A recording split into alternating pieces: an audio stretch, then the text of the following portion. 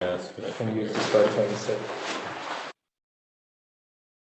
Audio, no video. Try.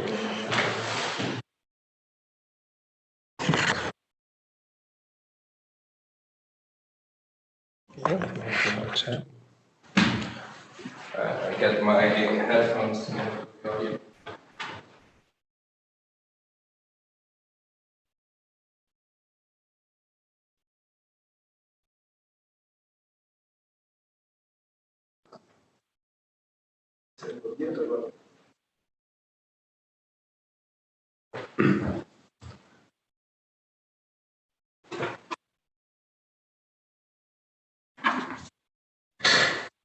If you feel like drawing something, There's that, yeah. I hope I won't be taken to drawing something. well, that's the advantage of having an HD camera. Yeah.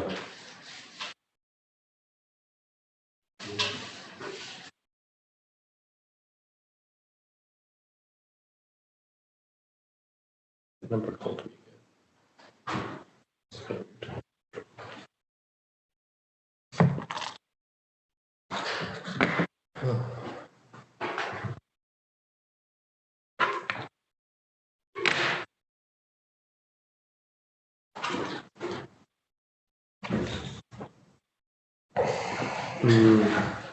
So this screen is not showing.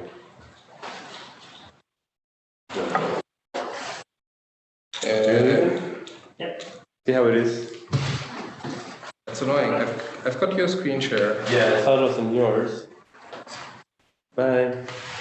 See ya.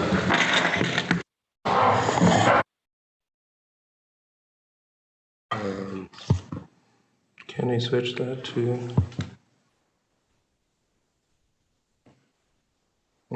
No. No, that's like I think.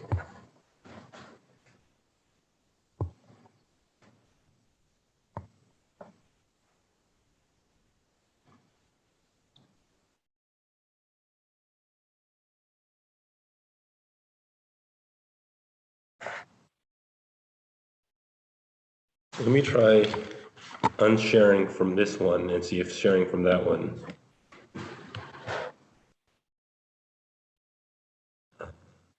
Oh, you. I shared from here, and I think that's probably the issue. Okay. How do I, like, even Normally the share is somewhere up there. stop share? Cool. And now,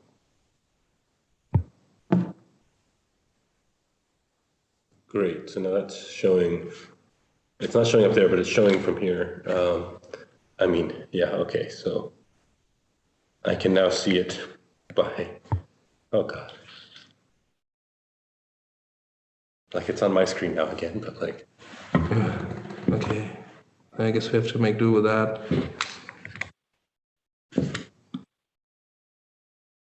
Yeah, I just have the lag of going through Zoom to like see key presses on my own screen.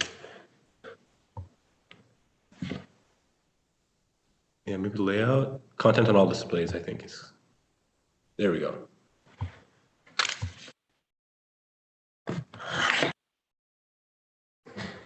Okay. I think we're ready. That's a good issue. Sick. Can you say something quickly? Yeah.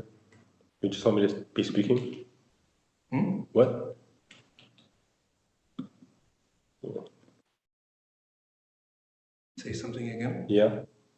Is the audio working? Is the audio working? I don't hear you on Test, etc. Oh. I can tell you. Tell you why. So yeah, now say something again. Yeah. Yeah, it's working. Cool. It didn't join audio. Ah. And so now for making the YouTube live. So we should be good to go. Okay, but I'm seeing when I look at the YouTube live on the touchpad, I'm just seeing. Yeah, it's lagging. the YouTube interface actually shows me the video. Okay, so just this tablet is not showing. Yeah. Cool. Well, I don't care about that.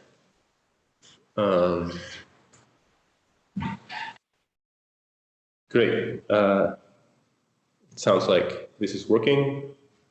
All right.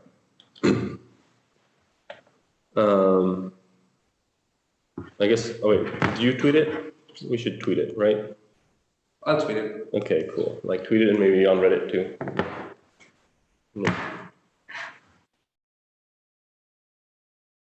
Shall we give it 5 minutes? Yeah, sounds good. Yeah, well, this is, it's a bit weird to like, present to no one. Okay.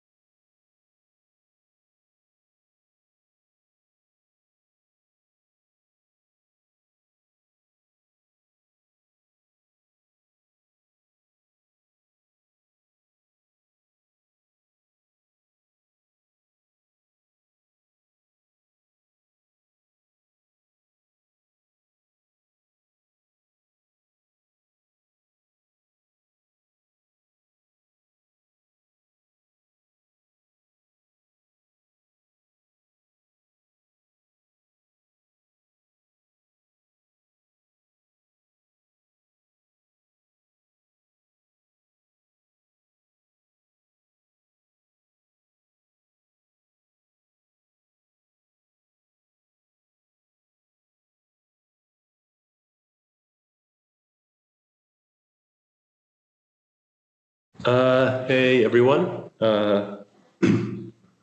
So I'm Boats. Basically, one of the big feedbacks that we've gotten with async await in Rust is, wait 1 second. Switching over video because it's seeing you talking. How do we make it just always? Oh, turn off auto, right? 1 second, because that's how I'm seeing that. So I need to.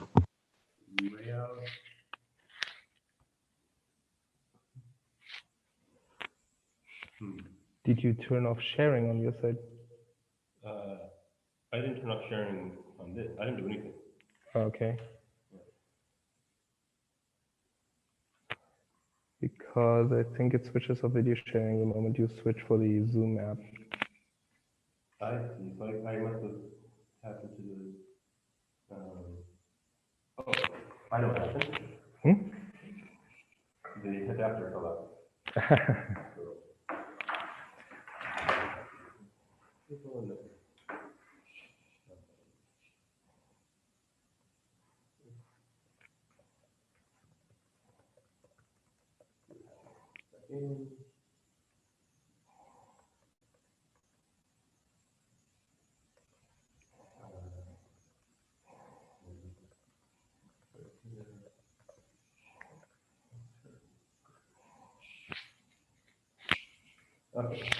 Okay.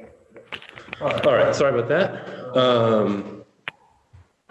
So, yeah. Basically, yeah. In a few months ago, we released the the async await feature in Rust for doing non-blocking I/O. And one of the core APIs that sort of underlies how that works is this type called pin. And it turns out that pin is a really neat little trick, but it's quite confusing for a lot of people. And so the sort of idea of it is, or the idea of the stream is to try to talk about pin. Hopefully, basically we've written a lot about pin, but it seems like it ends up being quite confusing to people still, even after reading the docs. And so the idea I had was that if people can stop and ask questions directly while I'm trying to explain it, then that can help guide the conversation in a way that's maybe more productive. So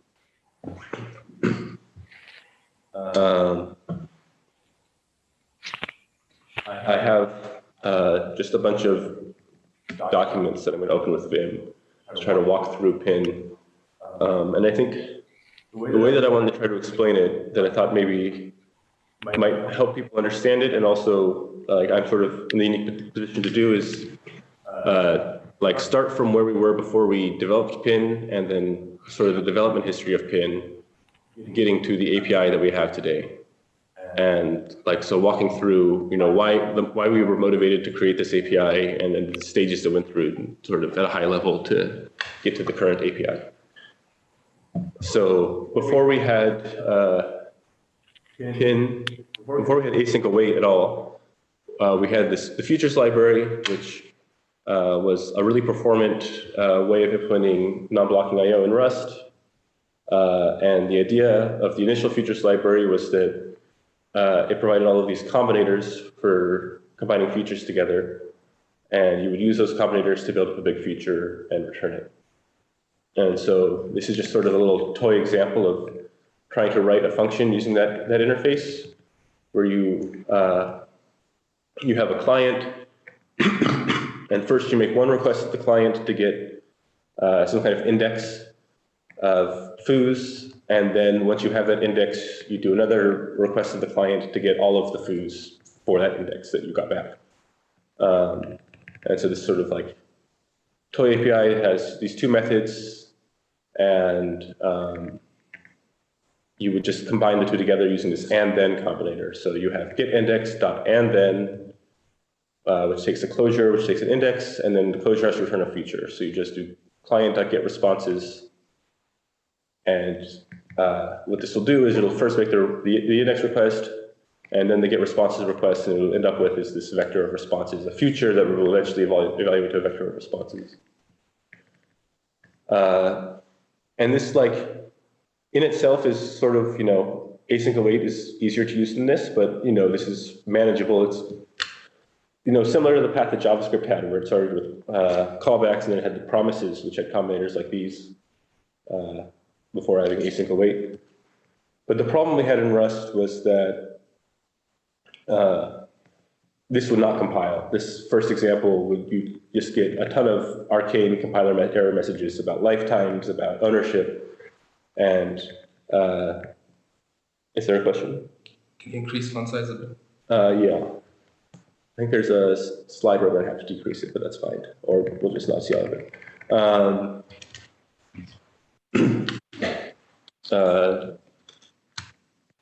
And so what you'd end up with is you'd have to write code like this function was basically an example of what would compile, where if you had any state that you wanted to mutate before and after doing any kind of IO, you'd have to store that state in like an arc mutex and then lock the mutex and unwrap it before you could actually mutate that state. And like, actually, this is not even right. I'm sorry. Actually, you have to do like let client2 equal client.clone. And then here you'd have to, inside the, because you couldn't use it at both places, so you'd have to have a separate like variable name for both like stages of the mutation. And so like, you just have to do all of these things to like get it, just to get it to compile. And that's where most users were getting stuck, was like, people weren't really building like big applications using futures because they were just trying to get any sort of futures code to compile was a nightmare. And what we wanted to get to a point was a point where, you know, you could just not have to be doing all of this state management, and what something like this, which is what compiles today, where, you know, you get foo's, you have a client, you do client.getIndex, you await that, then you do client get responses, and you await that, and, you know, it just very similar to the blocking IO, but without having to, but you just have to sprinkle in some async and await syntax into it to make it work. The reason that this didn't work before was that the future that you're trying to construct would ultimately be self-referential. So if you look at this, like if you wanted to have a client that was stored across you have a mutable reference to something stored across an await point.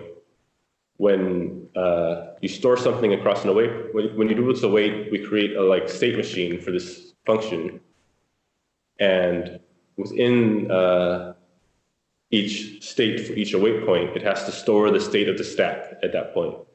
And so at this point, it has to store like the representation of the state here is going to be something like the client, and then also a mutable reference to the client. And this is self-referential because this mutable reference is supposed to point to the client that's stored in the same struct as the mutable references.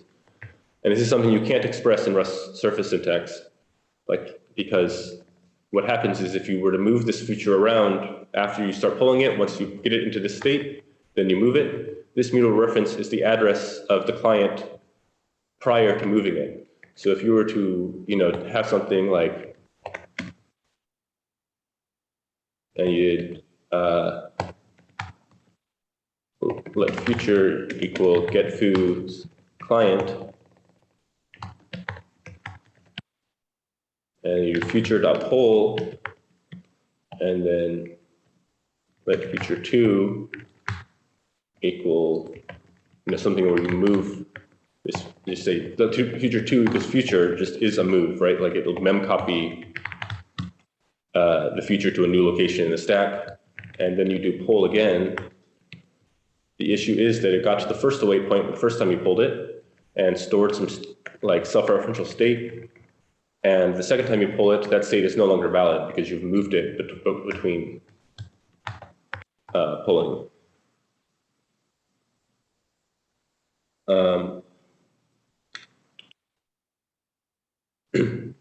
And so what we needed was some way to express that, or some way to constrain that once you start pulling a future, you can never move it again. In order to be able to have the compiler generate these features, these async function features, in a way that is self-referential, we just need to guarantee that once you start pulling the future, it doesn't get moved again, which is just how the model worked anyway. There was no constraint on, like, to guarantee that. And so looking at the situation about 2 years ago, this was my first proposal for how we could solve this problem, which I'm very glad we didn't end up with this, our first proposal was, let's just change the future trait so that the pull method is unsafe. in order to call poll, you have to guarantee that you'll never move it again until that future gets dropped. Of course, this would make anything that polls have to have unsafe code. The inside of any implementation of future would be an unsafe context in which you could dereference raw pointers and the compiler wouldn't complain. And any manual future code would just now suddenly be unsafe code. And so this solution was not very popular. And Pin came out of an attempt to encode the specific requirements around moving futures as you pull them that we need in order to implement async await, so that most people don't have to be writing as much unsafe code. And in fact, basically, between Pin and some of the crates that exist around it, you can do essentially everything without ever having to write any unsafe code. Just not necessarily easily. And so this here is essentially the first API that we started with Pin, which was two types. There wasn't a Pin type yet. There was Pin mute and Pin box. And so when you had a Pin mute was like a mutable reference, except it was just a mutable reference. It was a new type structure on a mutable reference, and a Pin box was a new type struct around a box. But the trick was that Pin mute, in order to actually get the mutable reference, you had to call an unsafe function. And when you get a mutable reference out of a Pin mute, you have to guarantee that you don't move through it. And so you cannot it would be incorrect to do something like memswap pin.getMute unchecked.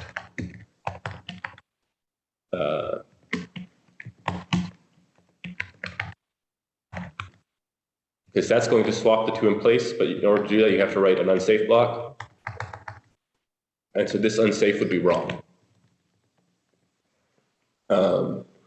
Because you're moving out of the pin. And so you have to guarantee whenever you mutate something through a pin that you're not moving out of it.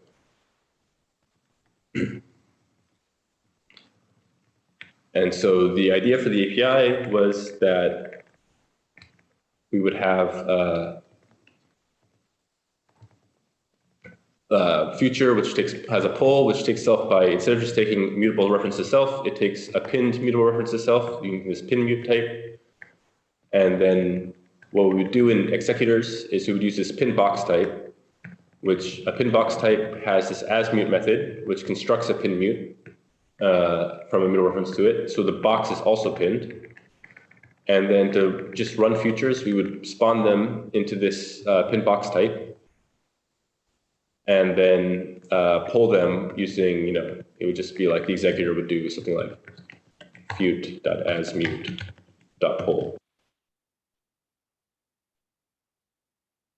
And so this was a big improvement on just making pull unsafe, right? Because now you have a safe pull method still. The only thing that's unsafe is actually mutating the state of that future. This isn't completely great though, because a lot of the leaf futures, the async, like the IO types that you actually want to be, having as a future of like waiting on doing a read, do need to mutate themselves because they need to have exclusive access of the IO. They need to maybe mutate a buffer. And so here's an example of an IO future, which is going to do a read into a buffer using this toy IO handle API that does pull read. And so this API, does a read into the buffer that you pass it, and then returns, a poll of usize, which is like the error number or the amount read, whatever, just like, libc read. And then if you just want to write, with this IO feature, which contains a buffer and the file handle. And so you just do a read into the buffer that you have. But this is an error because you have a pinned mutable reference to self. And so in order to do this, you have unsafe code again. You have to write unsafe, get mute unchecked. And now you have to guarantee that you never move anything inside of your self type. And so you do this.file pull read of this.buff, but first you have to do this unsafe code to get this at all. And so that's not great, because that means that every leaf future is going to have this unsafe code to mutate their state, even though we've like solved the problem for the executor, we haven't solved the problem for the leaf future, for the reactor, for the IO code. But the thing is that these like IO futures, they don't actually have self-referential state, right? Like, so they're just sort of, the self-referential state exists in the async await code that exists between this future and the executor, all the code that the end user writes. But for like a library like Tokio, they're not actually having any self-referential state inside of themselves.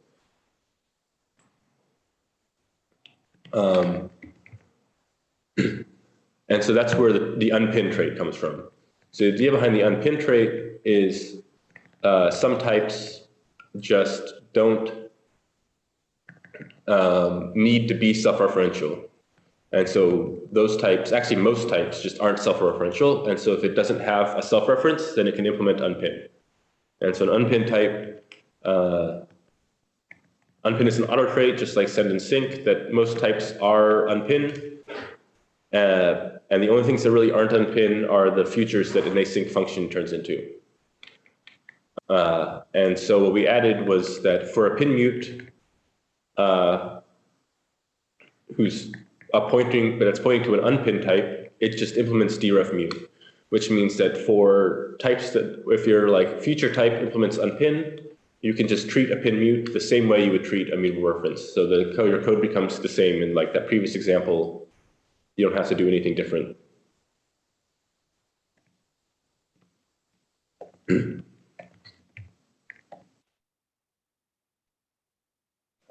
That was great. Basically, so we had pin mute, pin box, and the unpin trait.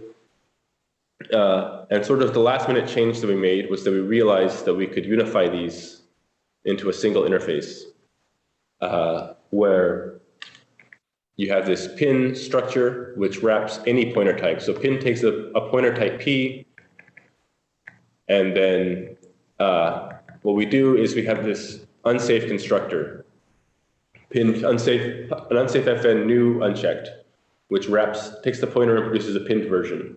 And so whenever you call this, you have to prove that your pointer is a valid pointer that can be pinned, that your pointer has the semantics necessary to be pinned in this context. And so, for example, down here, you can see that we have a pin wrapping around a box is safe because a box just has exclusive ownership. It has very simple semantics where it's deref and deref mute, do the obvious and correct thing. And so we just do a pin from a box, just pins that box in place and doesn't let you mutate through it.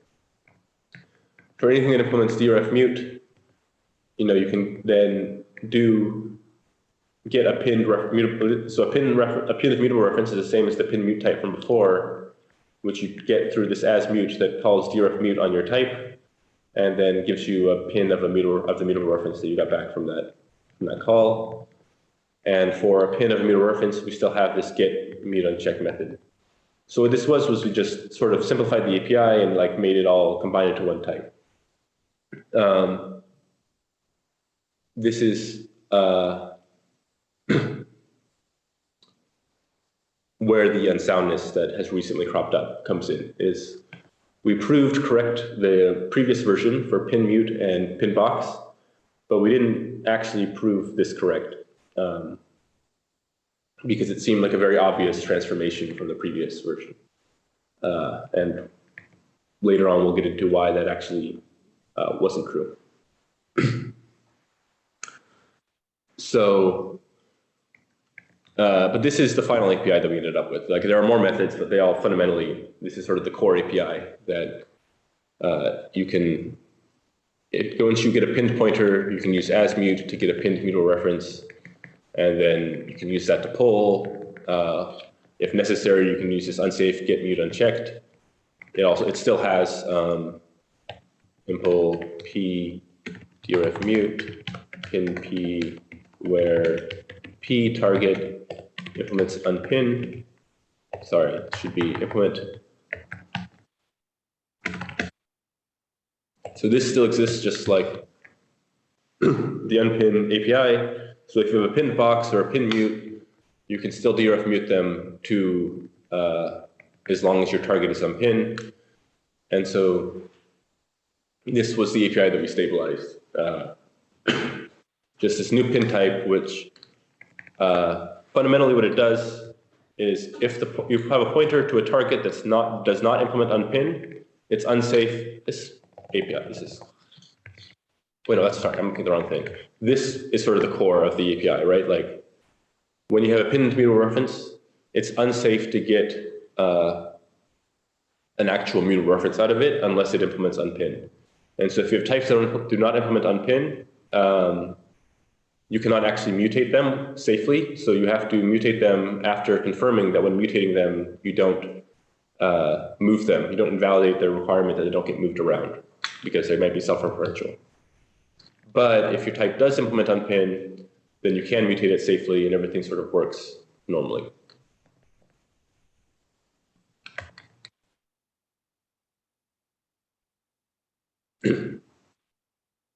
And so for most end users, the sort of advice about how to do this is that if you have a feature and you want to make the trait object, you probably want to make it a pinned version and not the unpinned version. So you need to make it, like you need to pin the box before you create a box to define feature. And there's a very simple API called box::pin, which is like box new, except instead of returning a box, it returns a pin of a box. And so if you want to dynamically dispatch a feature, you should do box pin instead of box new, right? This is like, for an iterator, if you want to do let dyne iter, you would do, not pin. You would do box new. But for future, you have to do box::pin. And you sort of have to know that. But you can also pin to the stack using the pinutils crate,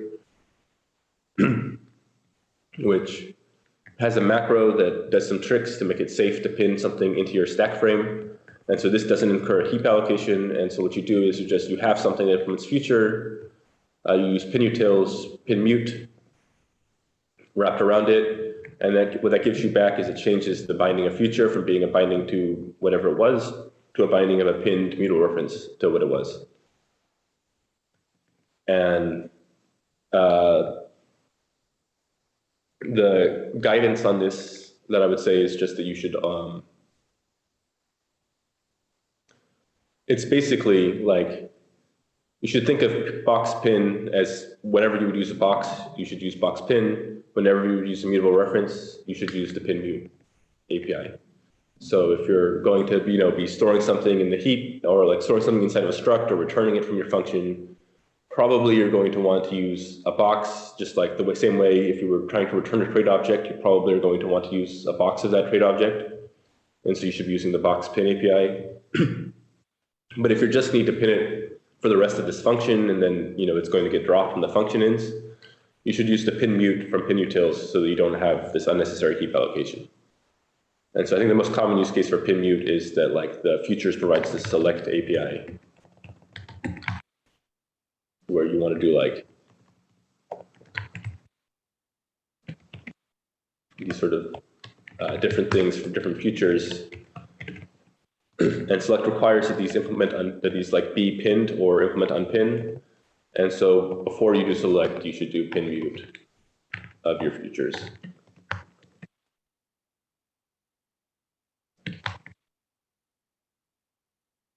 And so for most users, hopefully this is sort of it. That's sort of our goal, is that these are the only places that pin shows up for you, is that you have to remember that you want a trait object. You're going to use this box pin API. If you use this futures macro, from the select macro from futures, you have to use this pinmute macro beforehand. And that's just because they both need to be pinned in place before you can start holding them.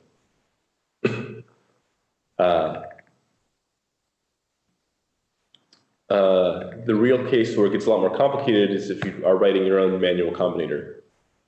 And so if you implement this sort of manual like combinator for where you have something that has an inner future, then you have to do pin projection. I think actually probably one of the core things that people don't understand about pin projection is what the hell projection means.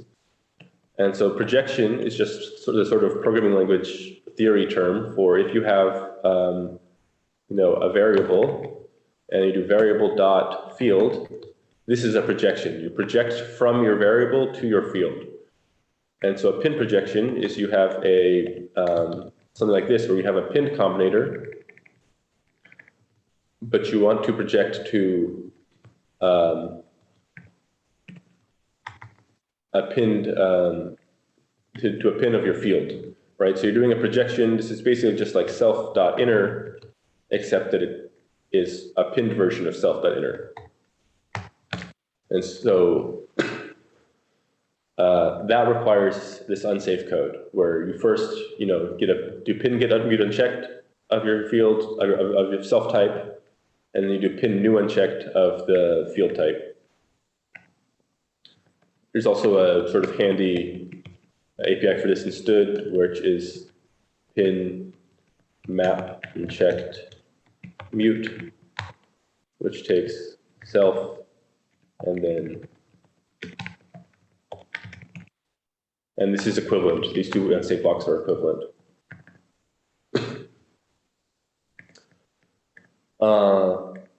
And this is unsafe in a sort of fundamental way. There's not really, like, this projection has to be unsafe because there are two requirements that you have to uphold when you project to guarantee that it's safe. The first requirement is, about your unpin impl, that you can only have so this type combinator f can only be unpinned if f is unpinned. Because otherwise, if you have this unsound impl right here, where you have an unpinned combinator f, you could have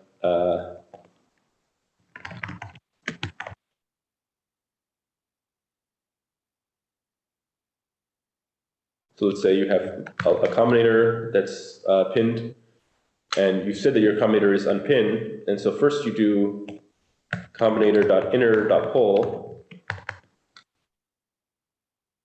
polling the f feature, and then you do mem swap on. This is allowed because your combinator is unpinned, so you're allowed to move it around as much as you want.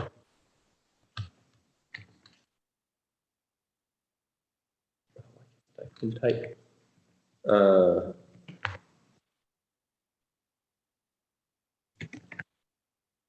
And then you do it again, right? You like swap your combinator and then you poll again on the inner future. You just move to the inner future, but the inner future doesn't necessarily implement unpin, so it could be the future that is self-referential. And now you've moved it again. And so the only sound unpin impl for this type is impl future plus unpin for combinator of f.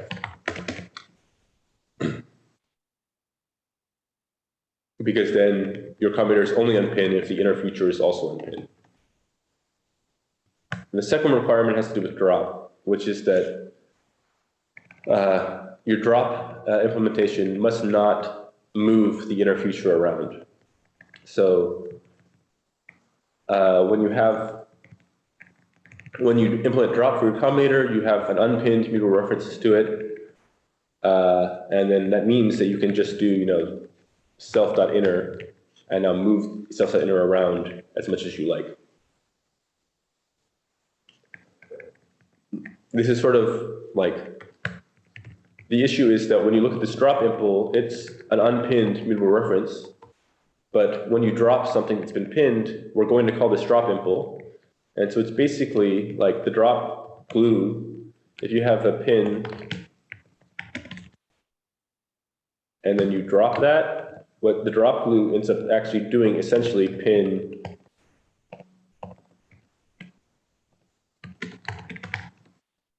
you let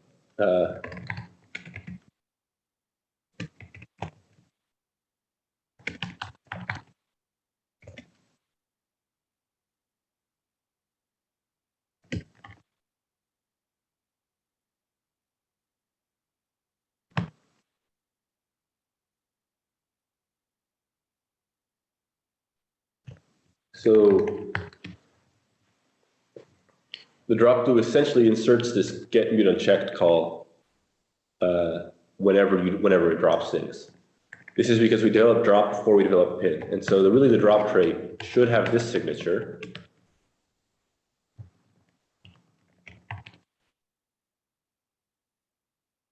It should take a pinned reference itself, and then we wouldn't have this problem, but it doesn't because it was developed long before we developed the pin API.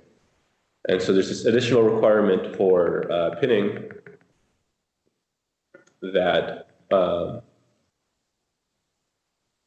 whenever you have a combinator like this, you have to make sure that in your drop impl, anything that you pin projected through, you don't move it in the drop impl, because the drop impl essentially sees through your pin.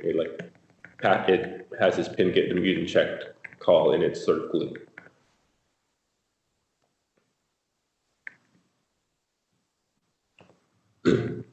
I think there's.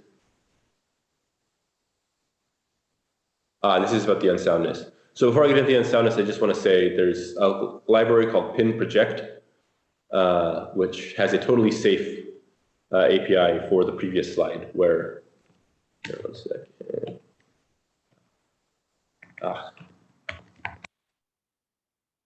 I totally screwed up my Vim situation. 1 second.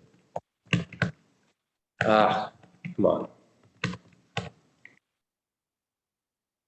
Here we go. I'm back at the slide I wanted anyway. Let's see.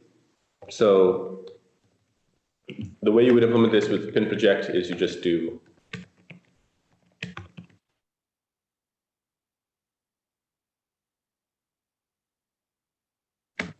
and now this generates this inner function, and the macro is designed to make sure that you don't have a bad unpin or drop impl.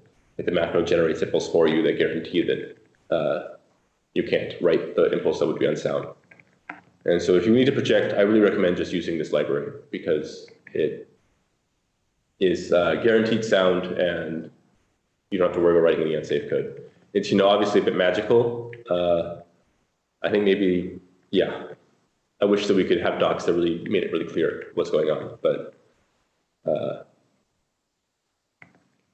it's better it's better to use some magical API that you don't really understand, but it is definitely safe than writing unsafe code for yourself, I think.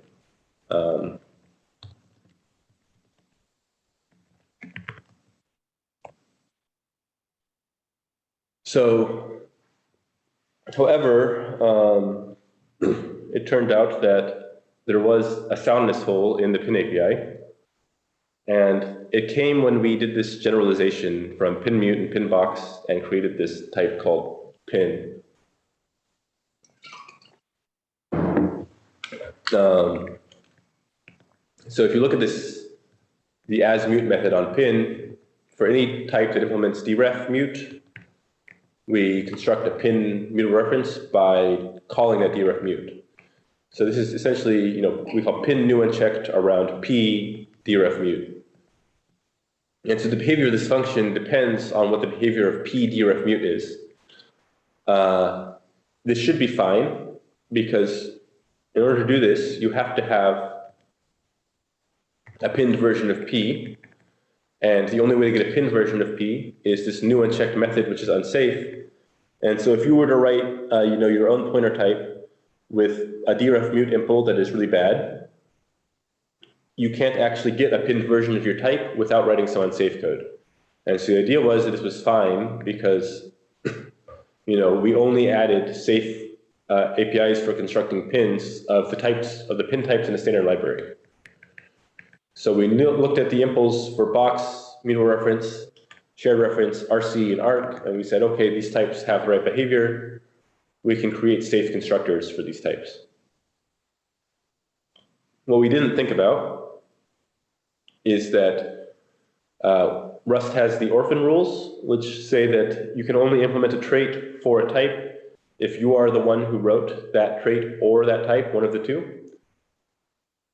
That should work for all these types, except we made an exception to the orphan rules called fundamental and said that the native reference types, ampersand mute and ampersand not mute, both are fundamental, which means that you can implement traits from other libraries for references to a type that is yours. And what we didn't realize when we were writing the pin APIs is that includes deref_mute. And so a shared reference normally does not implement deref_mute, but you can write impl deref_mute for a shared reference to some type that you define yourself. So you do like struct my type, and then implement deref_mute for it, and now you have a shared reference that implements deref_mute. This is absolutely bananas. Obviously, like, this is something underhanded, but today it's allowed.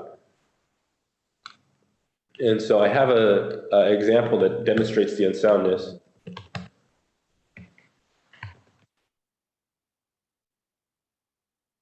So here you have a type called myType.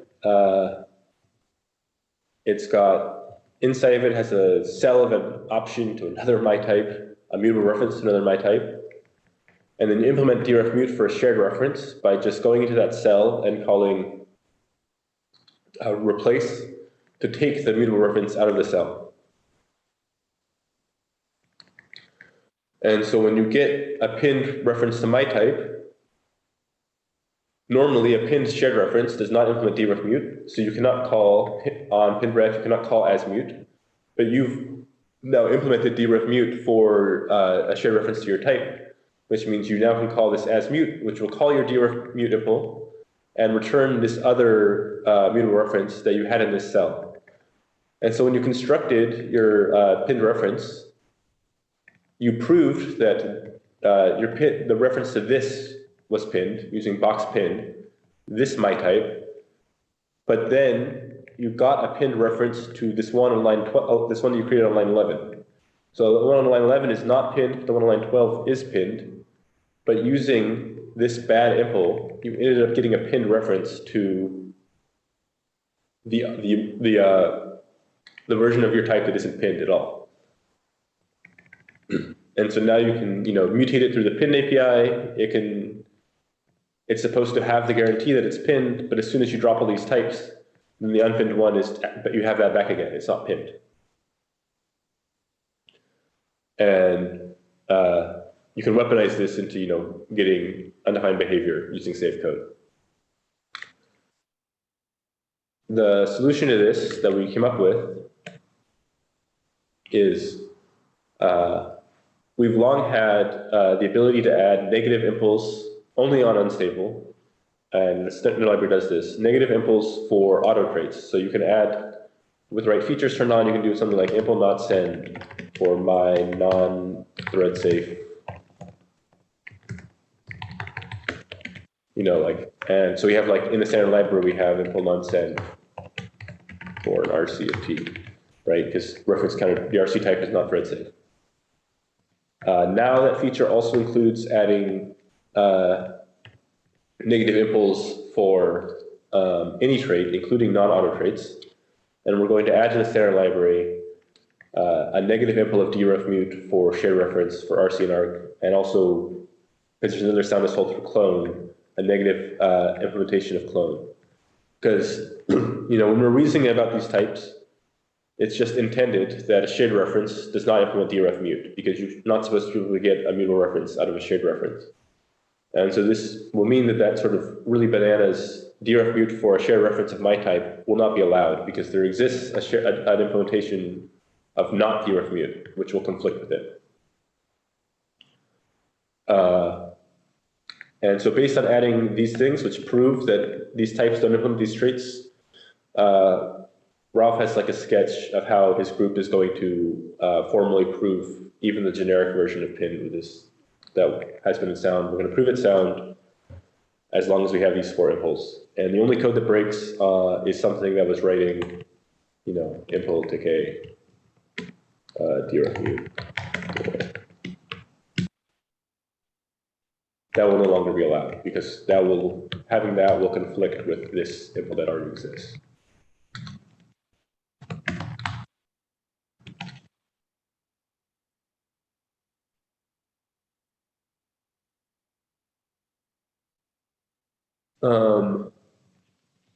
Is it mission coercive size? Yeah, I think that.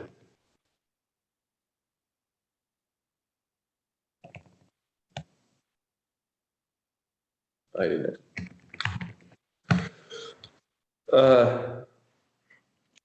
Coercion sized. That one's a bit tricky to explain. Let's see if I can. So the way it works is that there's this trait in the Cerin library called coercion sized. It's unstable.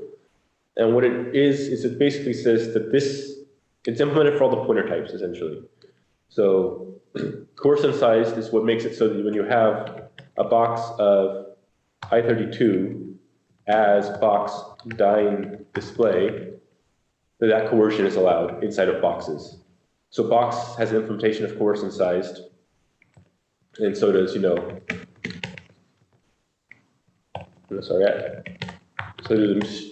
does, RC. All of these have this implementation which allows you to create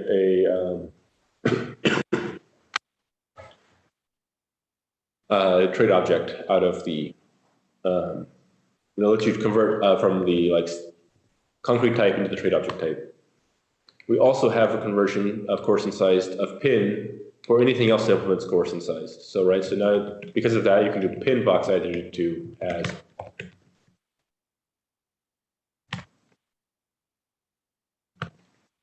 And this is implemented generically so that anything that implements coercion sized, pin of that also implements coercion sized.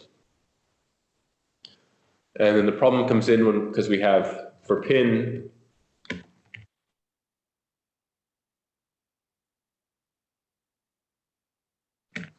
for pins pointing to pointers pointing to something unpinned, we have this API. Because their target is unpinned, we say that pin new is safe because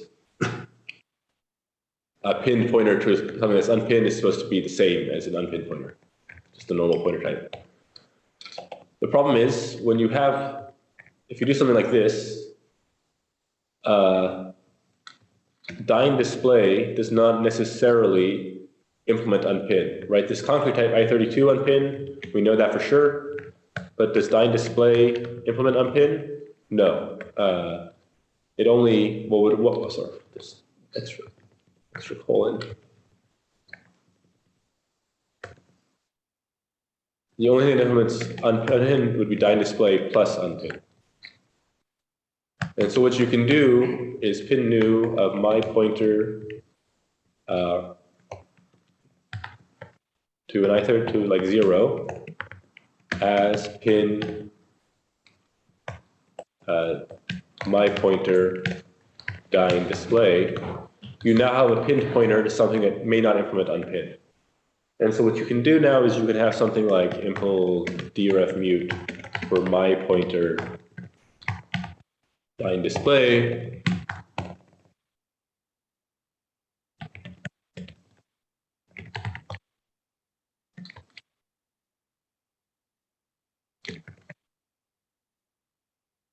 And instead of returning, whatever the 0 was, you pass into my pointer, you do like self dot secret field dot replace because you're with, because you had something like.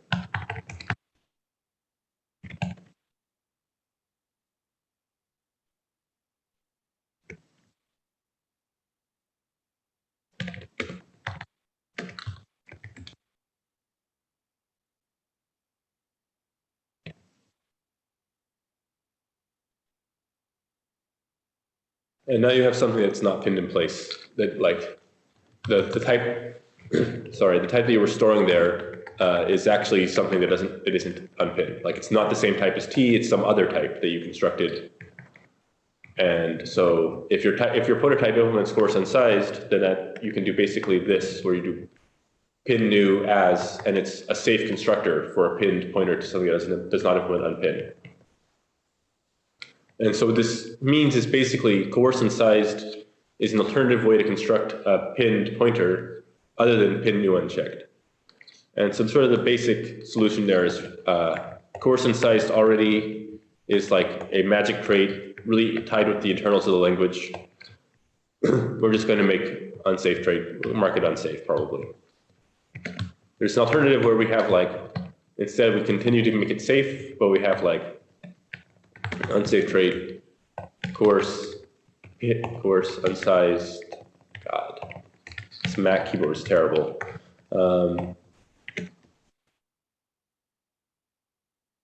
Right, and so then we just changed how pin, so you have to implement this trait to get the like pin version of coarse and sized.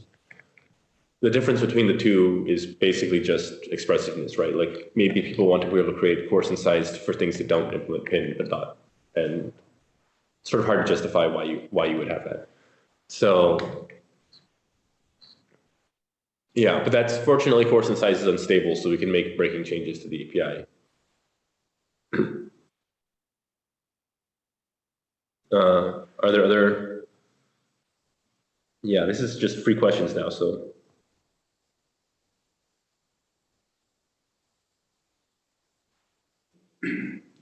Was one question Yeah. about what the pin mut and the pin macro actually do internally. Yeah, the pin why mute they macro. can't be used within select. With select. Yeah. Or why they're not implemented yet, right? Yeah. So select is sort of a tricky case because the semantics of select is that it takes a bunch of features, right? And just do two, that's all you need. And so select pulls all of these, it starts pulling them, and then as soon as one of them finishes, it runs that code, and then and then select is done. But select does not take ownership of the two features you passed into it. So that means what you can do is you can do select, feature one finishes, and then once feature one finishes, you can do something like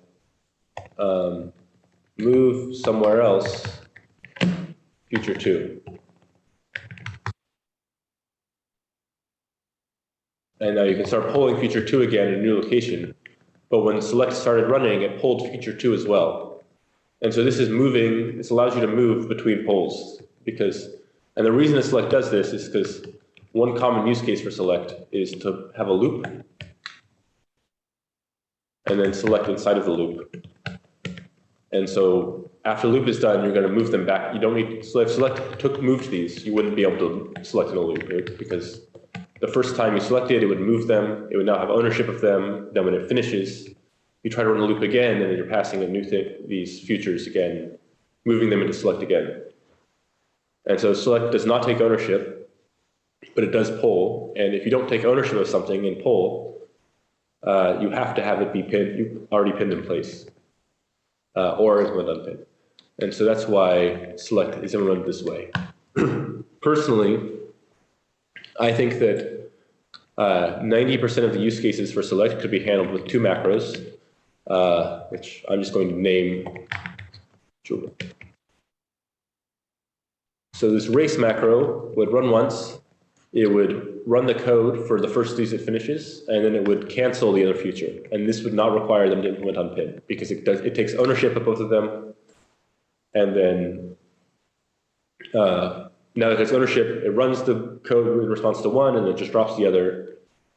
And so you cannot ever use them again afterwards, because you're trying to use feature one or feature two again would be an error. The other one would be complete. And the idea here is this would just be concurrently complete all of these features. So this is equivalent to selecting in a loop, right? Because you just the first one that finishes, it runs that code, then it starts pulling the rest of them again. For the next one that finishes, runs that code. And so it also takes ownership, and then it doesn't cancel any of them. It just, once all of them are finished, then the complete is done. It's sort of the same as features unordered, but with, it's like, it allows different types, and it's a bit better API. And I think that these two, especially if you can like break out of complete, these two APIs cover like, I think upwards of 90% of the use cases for select, and they don't require you to pin. And so if anyone wants a project, I think implementing these two combinators would be like an awesome addition to create a crate that has these, and people just don't have to deal with select anymore. I see also the question about, yeah, how pin mute works. Pin mute macro, what is it? So I think, yeah, that's sort of, the answer is yes. The question is the async stack actually located in the heap? And the short answer is yeah. When you have an async function in foo, this compiles into a function that basically looks like this.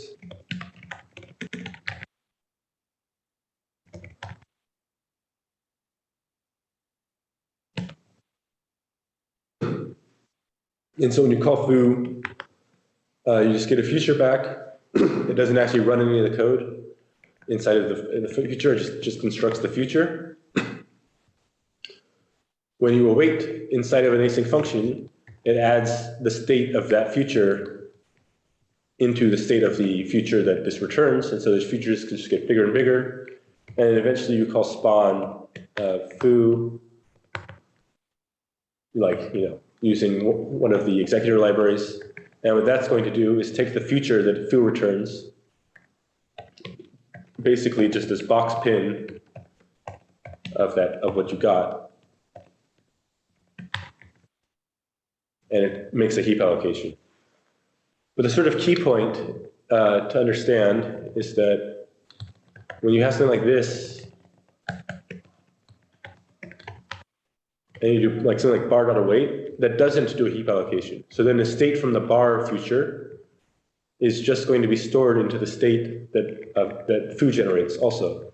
And so when you spawn a new task, it makes a single heap allocation for this task, for all of the state of the task. It also allows us to like do optimizations like inlining essentially, where you can realize because you called bar with like, say you called bar with true, and there's an argument, there's one of the branches of bar will only be taken if this variable is false, then you know that you can like eliminate that branch. And so we can have these really optimized state machines where for every time you spawn a task, you get sort of the perfect representation of that task. But ultimately it's spawned into the heap in one location. So you have one heap allocation for every spawn. And that's how you guarantee that they're pinned in place, is because they're just only in that one heap allocation, they're not moving around on the stack.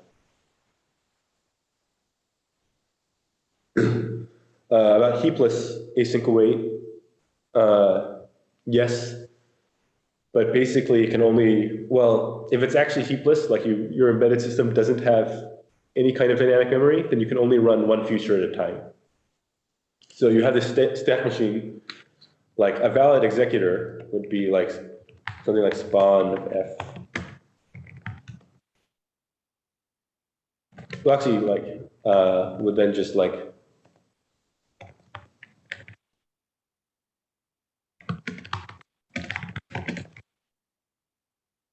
so this spawn function doesn't actually, it just blocks this function until the future is completed, right? And so it doesn't do any sort of heap allocation. It just stores it in the stack. But you can't, the whole stack has to be occupied by running this future, because if you were to like pop the stack frame off, and you would have to, the future wouldn't be able to run again. And so the basic answer is that, like, yeah, you can have like without dynamic allocation, but then you can't have, like your concurrency can't be implemented through having multiple tasks that run. You have to implement concurrency in a different way.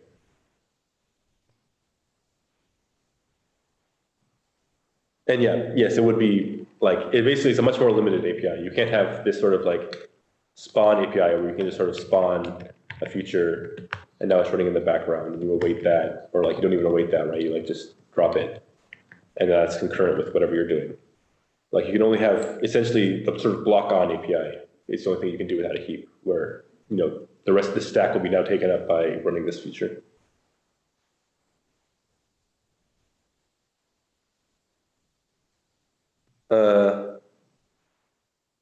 Yeah, actually, yeah, that's actually a great example. So yeah, you could inside of like race and complete are like heap-free concurrency APIs, and select two, like those don't actually involve any heap allocation. And so you could have concurrency, but you couldn't only through these sort of more limited and like more complicated APIs like that.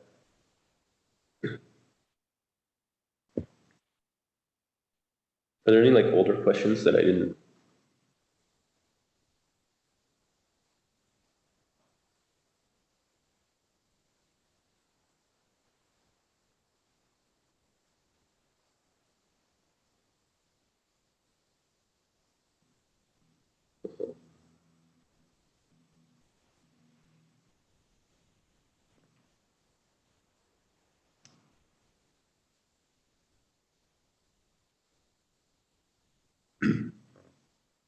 What's the time?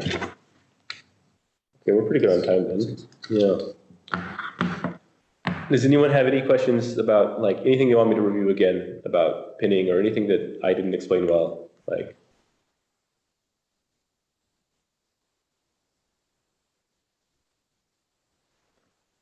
yeah, so if you, this question is about like creating an executor that doesn't do any heap allocation.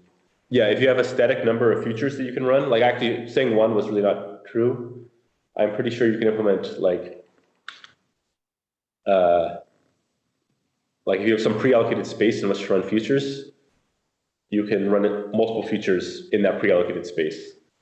But of course, every feature is going to have a different size, so like it's sort of unknown how many features you're going to be able to run at a time, and so you'd get like overflow issues pretty easily, where you have a buffer that has like 4,000 bytes in it, and then your features each have a different number of bytes, and so however many you run, you might overflow that pretty easily.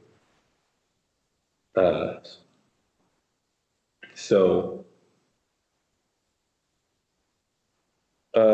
you build a self-referential struct without async? Only with unsafe code. So that's sort of the thing about pin is that we didn't allow you to write these sort of like something a lot of people end up. Wow, what is going on with my? Where you want to have like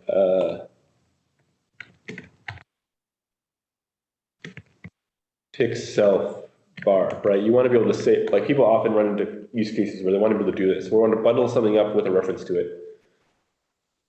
We don't actually allow you, like we don't have any feature in Rust still that would allow you to write that and make it work without any unsafe code.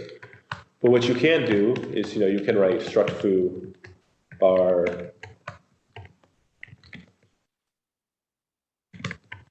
and now you are responsible for making sure that this pointer always points to bar and that you have, but what you can do now is you can have a pinned, and so you're,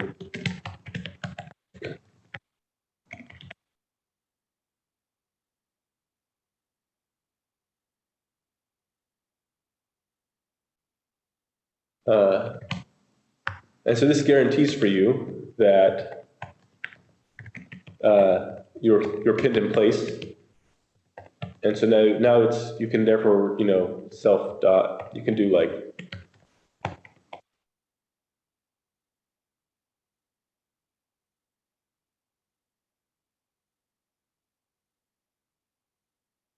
and then dereference this stuff bar ref.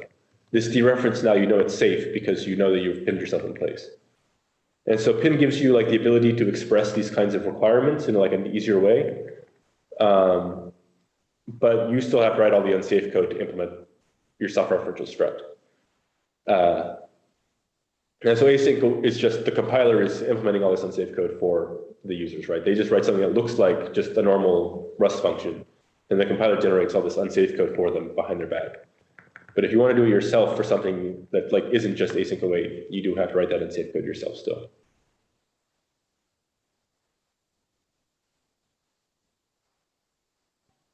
How big is the feature on average is like really depends on how many things that feature does. Like, I don't know if we even have like, I think probably an average, like a mean would be pretty uninformative even. Like if you like took all of the code that exists and got the average size, right? I'm sure that the skew, the range is huge. What I think actually benchmarking tooling around this would probably be interesting to have implemented because sometimes you have a branch of your feature that you follow very rarely, but it has a huge amount of state that it requires. Like that's something that could happen, right? Where like in a rare case, you do all of this complicated stuff. And so in that rare case, you need all this state. And it actually would make more sense in that case, for you to box it in a separate heap allocation. So in the common case, you have this really small state. And only when you go down that path do you then create a new allocation for that, all the more complicated stuff. And there's really not tooling to sort of make it obvious to you how big each feature, like it's not convenient to see how big each feature that you could possibly go down, each branch is, and help you find cases where boxing it up would be useful. Like the only way to do that right now is to like print line mem size of val of all of your types, all of the functions, and it's like really convenient. So some sort of like debugging tooling that would like help you give you hints as to where doing like something other than the default and making a heap allocation is actually possibly going to be faster for you would be like really cool to actually have.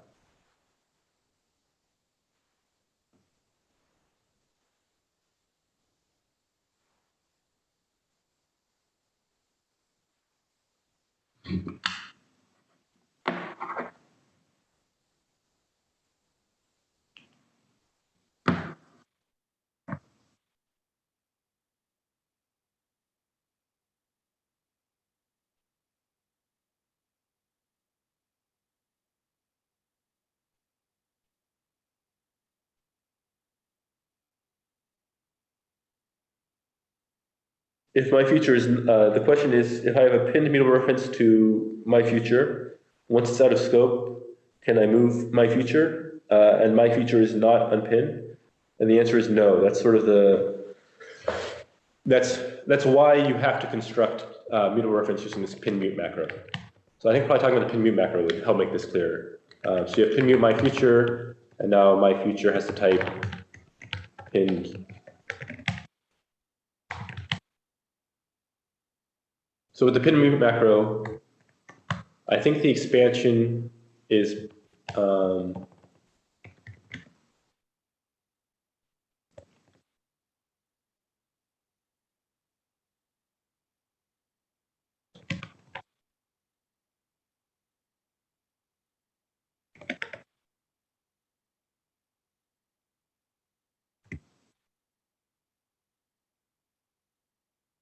so this is what it expands to.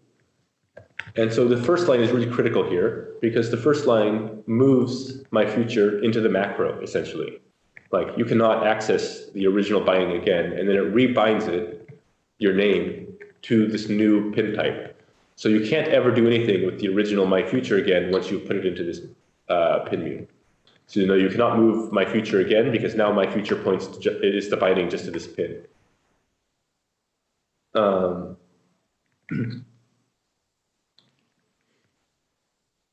And so, yeah, if there were an API that allowed you, like if we just had a function, like a safe function, fn pin mute to, this would be totally unsound because you could just do, pin mute x. And then you could later on move x. And so that function cannot be allowed to exist. So that's why it's a macro like that. It's because the macro is able to take ownership of it and then still return a reference.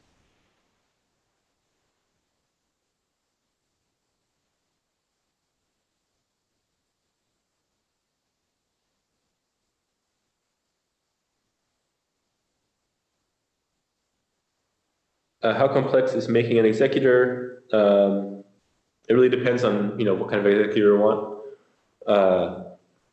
A very bad executor is very easy to make, like you just do loop. You do like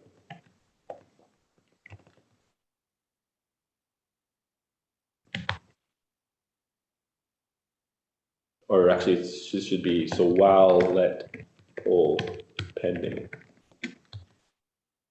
So this executor will just spin polling it, but this would be really bad because you're just polling it every time you get pending, you just pull it again, right? And so you're like, it's a spin lock essentially, right? Like it's spinning a spin poller. More complicated, like the simplest executor that actually is, reasonably performant would be something like block on, where what you do is you say loop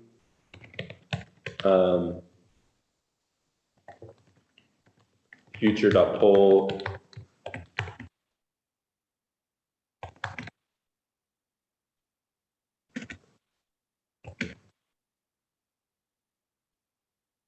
what you get is, and then you do thread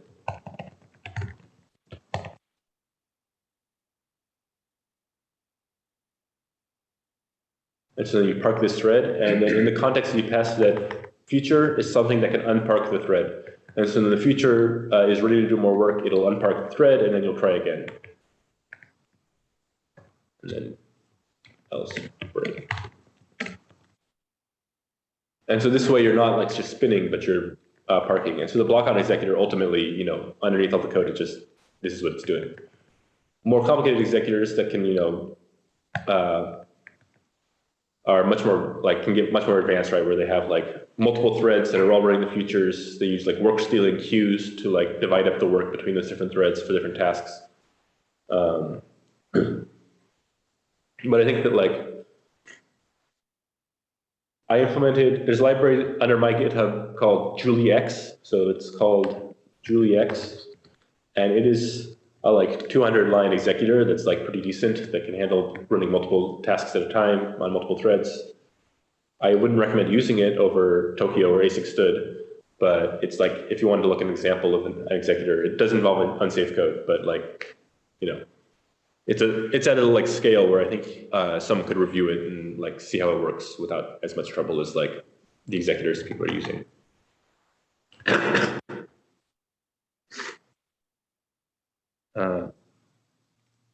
So the question, what contributes to the size of the future, is just how much state you're storing across await points. So when you have like async fn, which has like a bunch of variables here, and then you do foo .await, or sorry, not foo, let's just say bar .await. Let's just say you have like x.bar.await and then y.baz.await. So you have to store all these variables across these await points that are being used, you know, after. If the lifetime of the variable includes an await point, then it has to be stored in the state of the future so that we can, when we resume the future, we still have that variable. And so the more things you have alive across await points, the bigger your future can be. And we're working on like optimizations to like figure out that these things don't need to be alive as long as they are, as like, and like, so like, there's a lot of work been done to make sure that the states are like as small as possible. And I think there are still more optimizations to do. But if you're finding that like your futures are too large, you can just sort of like, you can write your own manual optimizations, right? Where you like figure out what you actually need in the future, and then you like use blocks to like scope the lifetimes of things so that they definitely won't be alive anymore after that await point.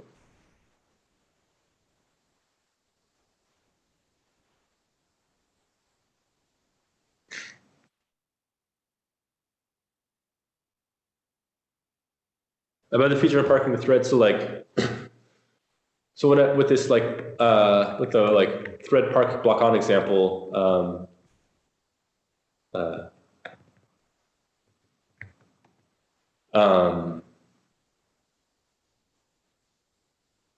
it has to do with the Waker API. So every future, in the future trait, the pull method takes self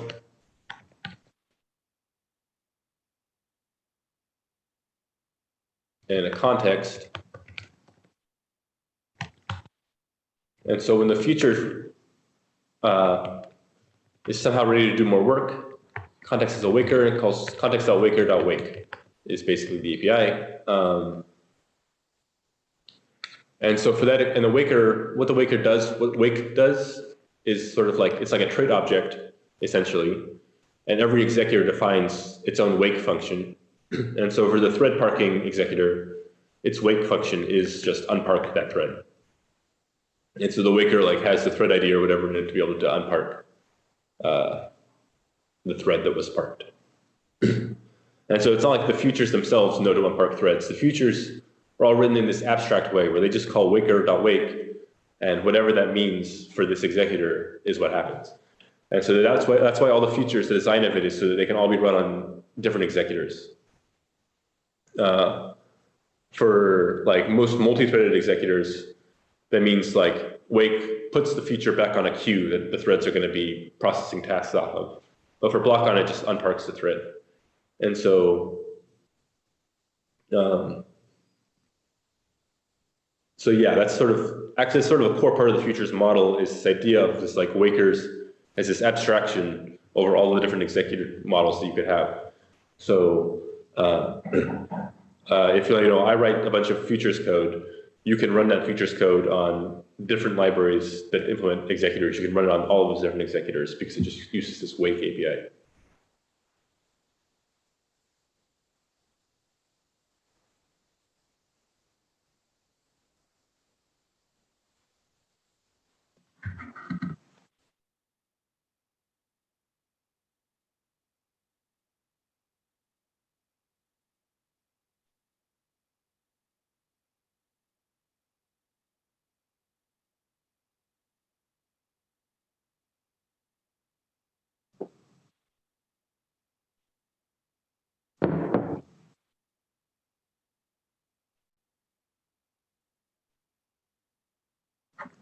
think.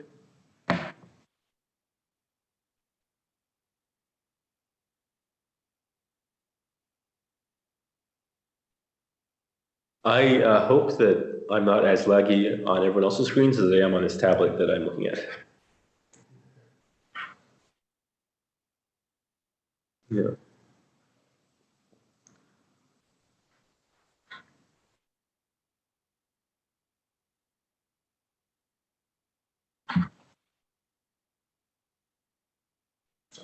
Yeah, I think, yeah, unless anyone has, yeah, I think we'll end it.